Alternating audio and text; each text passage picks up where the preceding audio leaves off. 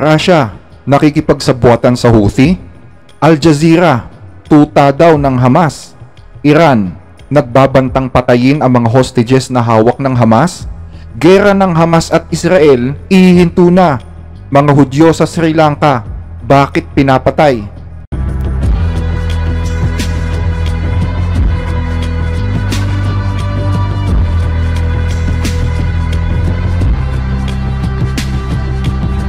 Magandang umaga po sa inyong lahat mga kababayan. Para sa ating mga balita, nanganganib ngayon ang mga barkong pangkalakal ng Western countries na tumatawid sa Red Sea. Ito ay dahil sa mga balita na tinutulungan daw ng Russia ang mga rebelding Houthi sa pagpapasabog nito sa mga naturang barko. Yan ang iniulat kahapon ng Wall Street Journal. Nagbibigay daw ang Russia ng mga intelligence information sa Houthi tungkol sa mga barkong pasasabugin ng mga ito.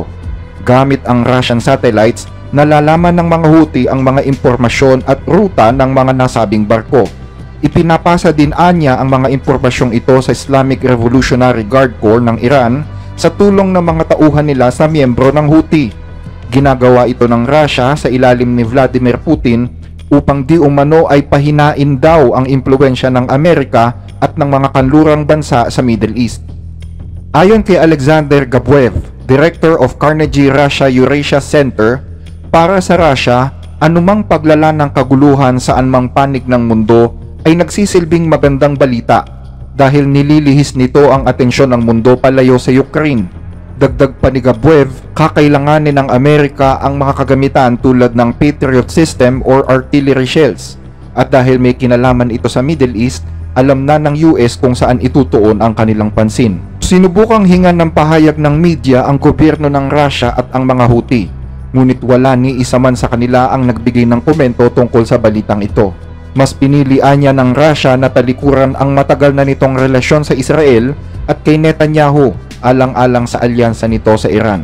Matatandaan na ang Iran ay nagpapadala ng mga missile sa Russia bilang suporta sa gera nito kontra Ukraine. Maliban pa dito ang 3,000 sundalo na naipadala naman ng North Korea.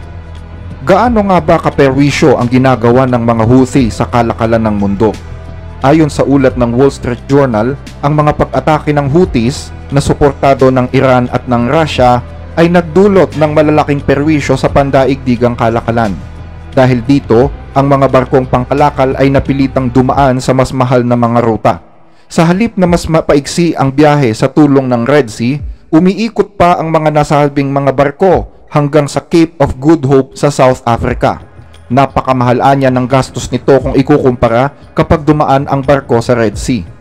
Mula noong Nobyembre ng 2023, iniulat na inaatake ng mga teroristang grupo ang mahigit 100 barko, kung saan 2 barko ang pinalubog at isa ang dinukot.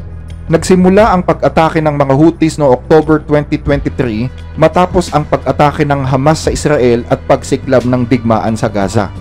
Upang protektahan naman ang mga barkong naglalayag sa Red Sea, binuo na noong pang-Disyembre ng nakaraang taon ang Operation Prosperity Guardian sa ilalim ng Amerika at ang Operation Aspides sa pangunguna naman ng mga bansa sa Europa.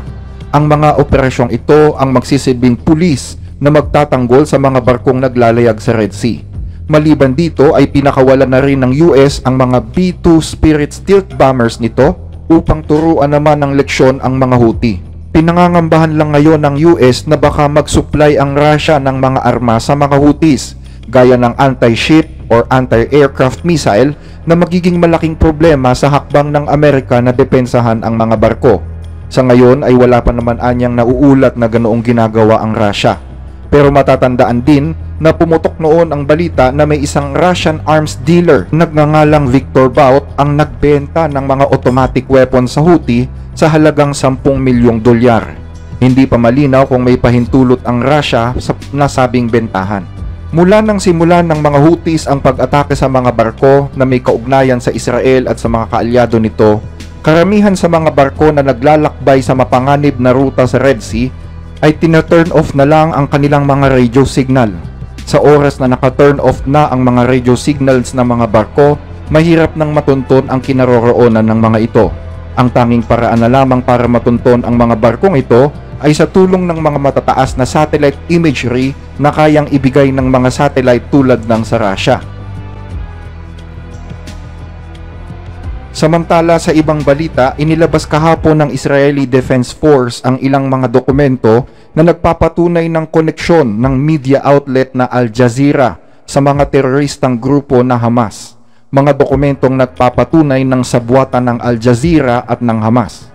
Inanunsyo ng IDF noong Huwebes ang mga karagdagang dokumentong nakuha sa Gaza na nagpapakita ng malapit na ugnayan sa pagitan ng Hamas at ng Al Jazeera. Kabilang sa mga dokumentong ito ang mga payo na huwag batikusin ang grupo o ang network nitong Qatari. Huwag din daw ibalita maging ang mga pumalyang rockets ng Hamas. Inilabas ang mga dokumentong ito matapos mapag-alaman na 6 sa mga journalist ng Al Jazeera ay bahagi ng mga operasyon ng Hamas. Ang nasabing mga journalist ay sina Anas Al-Sharif, Ala Salame, Hossam Shabat, Ashraf Al-Sarraj, Ismail Abu Omar at Talal Al-Arouki. Ayon sa militar, ang naunang dokumento na ipinalabas ng Hamas noong 2022 ay naglalahad kung paano binilinan ang Al Jazeera na itago ang isang nabigong pag-launch ng rocket ng Islamic Jihad sa Jabalia, kung saan maraming sibilyan ang napatay doon. Ipinag-utos din sa dokumento na huwag gamitin ang salitang massacre upang ilarawan ang insidente o magpakita man ng kaunting mga larawan at tiyakin na hindi mapapansin ang Hamas sa mga usapin sa kanilang channel.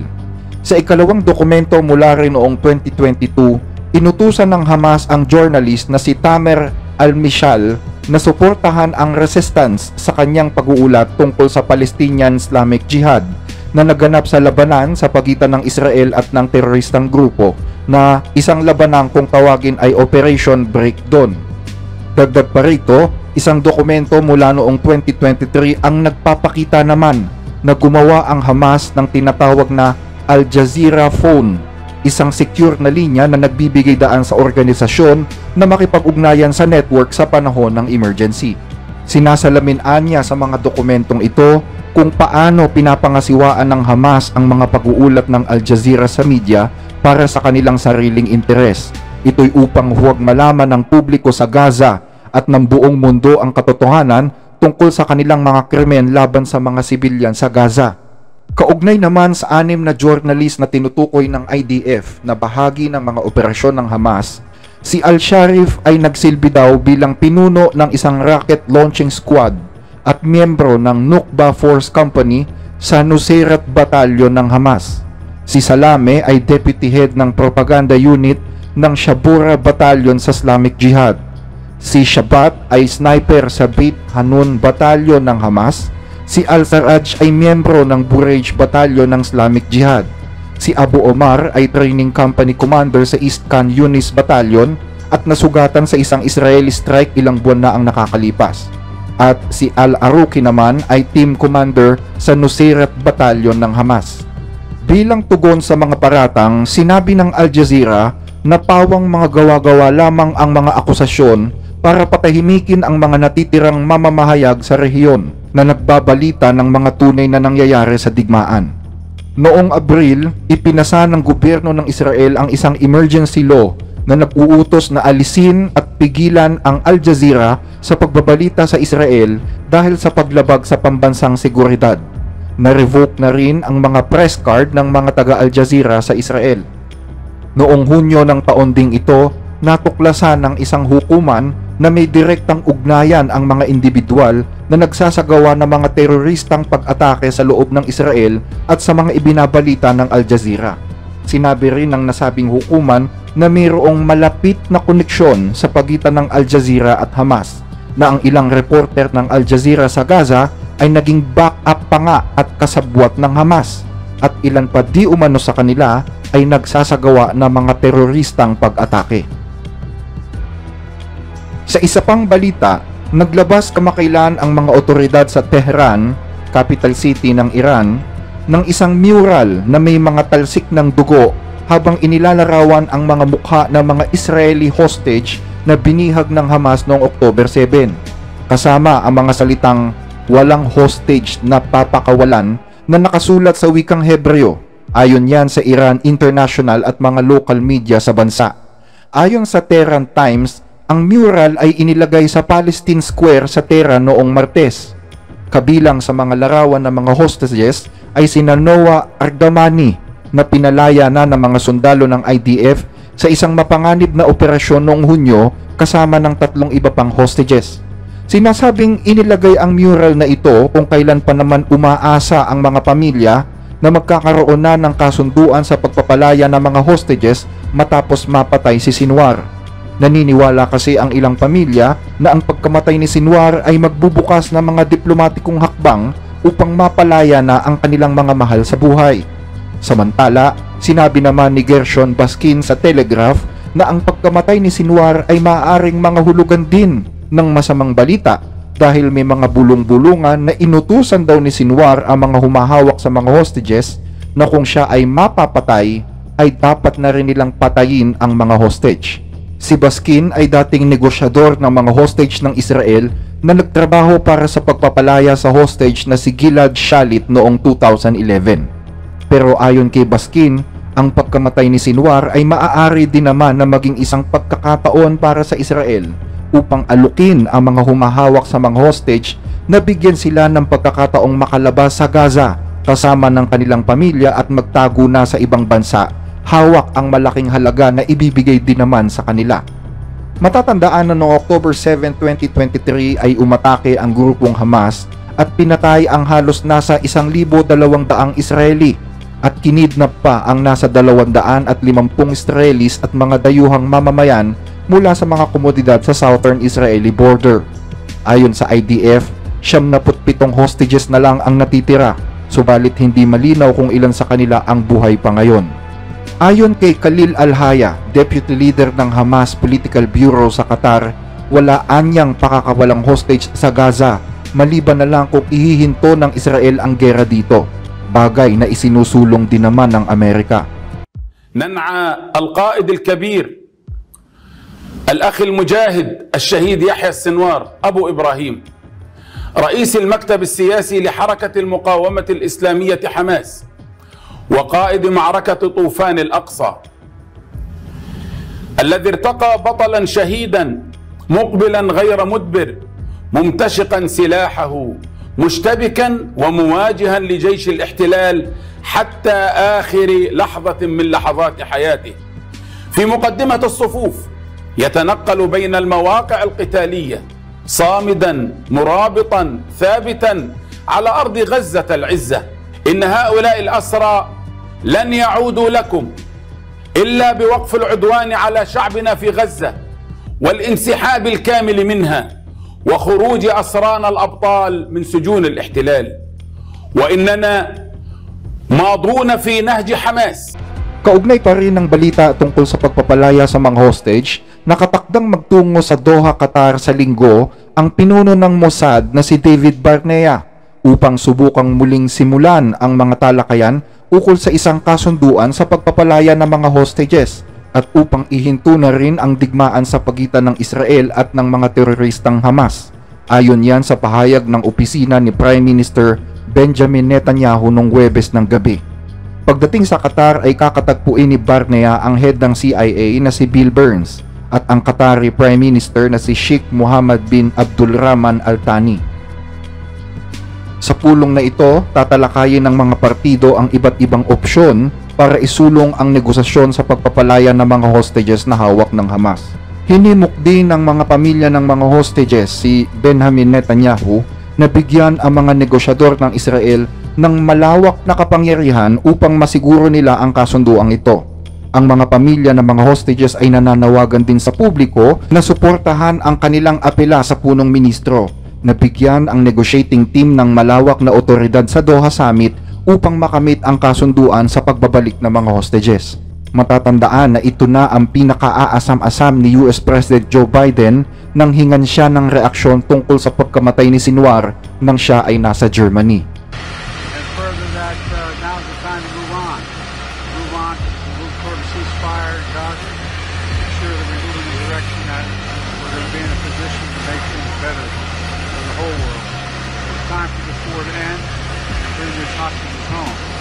So that's what we're ready to do. That's what we're going to do. And I'm sending Tony Blinken to Israel. I guess he's going in 5 days, 4 days. 4 or 5 days, yeah, he's going. I talked with Stevie about that. We're going to work out what is the day after that. How do we cure Gaza, move on? Samantala, sa kabilang banda ay nagtungo din sa Cairo, Egypt ang ilang mga delegasyon ng Hamas upang pag-usapan din ang naturang kasunduan.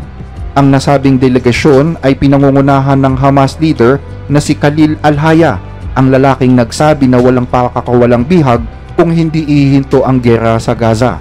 Ayon pa sa isang senior official ng Hamas, handa naman daw ang Hamas na itigil na ang labanan, pero dapat ay seryosohin ng Israel ang pangako nitong tigil putukan at alisin sa Gaza Strip ang lahat ng kanilang sundalo, payagan ang pagbabalik ng mga mamamayan na nawalan ng tirahan at pahintulutan ang pagpasok ng humanitarian aid sa Gaza.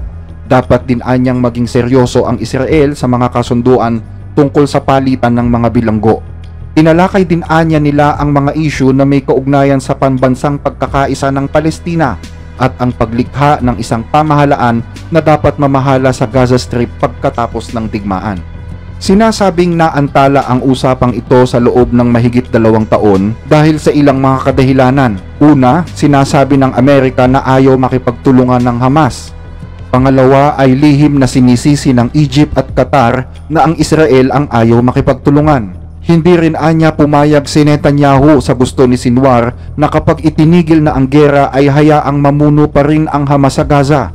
Kaya't ngayong patay na si Sinwar ay nakakita na ng dahilan upang ituloy ang usapang ito. Ayon kay US Secretary Antony Blinken na ngayon ay nasa Qatar, hindi pa namin alam kung talagang handa na ang Hamas sa usapang ito. Pero ang susunod na hakbang ay pagsama-samahin ang lahat ng mga negosyador. Malalaman natin yan sa mga susunod na araw. Kaya ang tanong natin ngayon ay seryoso ba ang Hamas? Ang alam ko lang ay si Sinwar ang pangunahing balakid dito. Ngayong wala na siya, siguro naman ay nasa matino na silang pag-isip at makakausad na tayo dito. Kung mangyayari ito, magbibigay ang US ng $135 million para sa rehabilitasyon ng Gaza at ng West Bank.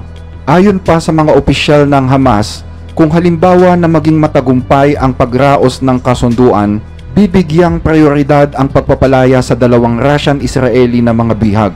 Pinangalanan ang 2 bihag na sina Alexander Sasha Trofanov at Maxim Herkin. Gagawin nila ito bilang respeto na rin sa kaalyadong bansa na Russia at kay Russian Deputy Foreign Minister Mikhail Bogdanov. Si Tropamov ay 30 taong gulang, isang engineer sa Annapurna Labs, isang microelectronic company sa Israel na binili ng Amazon. Siya ay kinidnap noong October 7 mula sa kibbutz Nir Oz kasama ang kanyang ina na si Yelena, lola na si Trena Tati at kasintahang si Sapir Cohen na parehong pinalaya sa isang kasunduan para sa mga hostage noong huling bahagi ng Nobyembre. Ang kanyang ama na si Vitaly Trofimov ay pinaslang noong October 7 sa pag-atake ng Hamas. Si Herkin naman, 35 taong gulang, ay isang dating sundalo, kinidnap mula sa Nova Festival noong October 7. May pasaporte na si Herkin pabalik sa Russia na inihanda na ng kanyang mga magulang bago pa siya mabihag. Kaugnay naman sa pagpayag ni Netanyahu na ituloy ang kasunduang ito, ilang mga miyembro ng gabinete ang bumatikos sa kanya. Ayon kay National Security Minister Ben-Gvir at Finance Minister Bezalel Smotrich, ang pagsang-ayon ni Netanyahu ay hindi inaprubahan ng gabinete. Bagaman pinuri ni Ben-Gvir ang mga ginawa ni Netanyahu sa loob ng 2 buwan, mas magiging ligtas na daan pa sa pagtatagumpay ang alisan ng oxygen ang mga Hamas, kaysa naman muling bigyan ng daan ang mga ito na muling ayusin ang kanilang mga puwersa sa strip upang makapanakit na naman ng mga sundalo at maibalik ang kanilang lakas militar. Tulad niya ay naniniwala naman si Finance Secretary Bezalel Smotrich na isang napakalaking pagkakamali na hayaan ang Qatar na makialam sa kasunduang ito. Sinabi ni Smotrich, naniniwala din siya na makakamtan lamang ang tagumpay at ang pagpapalaya sa mga hostages kung ipagpapatuloy ng mga sundalo ang pagdurog nito sa mga Hamas. Sa pinakahuling balita, kaugnay pa rin ang gerang ito, isang source naman ng kapulisan sa bansang Sri Lanka ang nagbigay ng impormasyon na target ngayon ang pagpatay sa mga Jewish citizens sa kanilang bansa. Noong nakaraang Miyerkules ay nagpahayag na ang Israeli Embassy sa Sri Lanka na dapat nang umalis sa bansang ito ang lahat ng mga Hudyo dahil mayroon umanong banta sa kanilang buhay. Sa katunayan, 3 katao na ang naaresto patungkol sa mga kaso ng pagpatay sa mga Hudyo, kung saan isa sa mga ito ay isang Iraqi. Ayon sa kapulisan, ang nasabing pagtarget sa mga Hudyo ay may kaugnayan nga daw sa sigalot na nagaganap sa Middle East sa pagitan ng Iran at Israel. Partikular sa mga lugar na tinukoy kung saan sobrang mapanganib para sa mga Israeli ay ang Arugam Bay. Ang Arugam Bay ay isang sikat na beach at surfing destinations na matatagpuan sa silangang baybayin ng Sri Lanka. Kilala ito sa mga magagandang surf spots, mga beaches at magagandang tanawin. Pinaiiwas din ang lahat ng mga Israeli sa mga coastal area sa timog at kanlurang bahagi ng Sri Lanka. Sa katunayan ay inilagay na sa Alert Level 4 ang emergency ito. Kung maaari ay umalis na daw sa Sri Lanka ang lahat ng mga Hudyo. Nagpalabas din ng tanggubilin ang embahada ng Israel na iwasang magpakita ng anumang pagkakakilanlan bilang isang Israeli, tulad halimbawa ng mga t-shirt na may nakasulat na Hebreo o anumang simbolo na naglalahad ng relihiyon o nasyonalidad nila. Ayon kay Ronen Solomon, isang eksperto sa mga usapin tungkol sa Iran at intelligence analyst ng Israel, ang Malaysia ay isa rin anyang tradisyonal na base ng Iran para isagawa ang mga pag-atake sa buong Asya. Nagsisilbi rin itong launching pad ng pag-atake sa Europa. Sumunod daw dito ang Hilagang India kung saan nagkaroon din ng mga grupong Shia na nirecruit ng Iran. Dagdag pa ni Ronen, simula noong November 27, 2020, nang paslangin si Moshe Farizadeh, ang pinuno ng nuclear program sa Iran, nag-umpisa na raw ang pag-assassinate sa ilang mga mamamayang Hudyo. Isinisisi ng Iranian government ang pagkamatay ni Farizadeh sa Israel. Dahil dito'y nagpakalat na raw ang Iran ng mga ehente sa buong mundo kung saan target nito ang ilang mga personalidad na Hudyo sa Asya, sa Africa, Latin America at Europa. Binabayaran daw ang mga assassin na ito at nasa ilalim ng Quds Force at Ministry of Intelligence ng Iran, na siyang nagre-recruit naman ng mga mamamatay tao hindi lang sa ibang bansa kundi maging sa loob ng Israel. Mainit ngayon ang mata ng maraming mga Sri Lankan sa mga Hudyo. Sa katunayan ay marami rin anyang protesta mula sa mga Buddhist sa Sri Lanka patungkol sa patuloy na paggera ng Israel sa Gaza. Marami ring Muslim doon ang nagpahayag ng pagkagalit sa mga Hudyo. Sa katunayan, isang mambabatas sa Sri Lanka ang nagpost sa X kung saan sinabi niya na nanganganib ang bansang Sri Lanka dahil sa mga Hudyong ito. Ang mga iligal na gawain ng mga negosyanteng Israeli ay masyado na matagal. Sa kabila ng mga apila sa gobyerno na tapusin na ito at siguraduhin ang patas na kompetisyon, hindi pa rin ito pinapansin. Ngayon, nahaharap tayo sa seryosong banta sa seguridad na pwedeng makasira sa pagsisikap ng Sri Lanka na muling buhayin ang turismo. Dapat agad na matugunan ng mga autoridad ang sitwasyong ito. Kung patuloy na babalewalayin ang mga babala, maaaring mas matindi pa ang kahinatnan para sa Sri Lanka kaysa inaakala natin. Para sa mga Israeli na gumagawa ng kaguluhan dito, gusto kong linawin ito sa inyo. Hindi nyo pwedeng sakupin ng sapilitan at iligal na gamitin ang aming mga lupain tulad ng ginagawa ninyo ngayon sa ibang lugar. Hindi nyo pwedeng gawin ang iligal ng negosyo ninyo dito at sirain ang mga oportunidad na para sa iba. Kahit tinanggap namin kayo sa magandang islang ito, hindi ninyo bansa ito at dapat ninyong igalang ang mga batas ng lupang ito. Maliban sa Israel ay nag-issue na rin ang Embahada ng Amerika sa mga Amerikano sa Sri Lanka ng mga banta sa kanila sa loob ng bansang ito. Nagbigay rin ng babala ang Embahada ng Germany tungkol dito. Bilang tugon naman ng gobyerno ng Sri Lanka, nagpakalat na sila ng mga tropa ng kapulisan lalo na sa mga komunidad na mayroong mga Hudyo. Partikular dito ang mga surfing town sa isla. Mahigpit din ang seguridad sa mga Chabad House na kilalang tambayan ng mga Hudyo doon.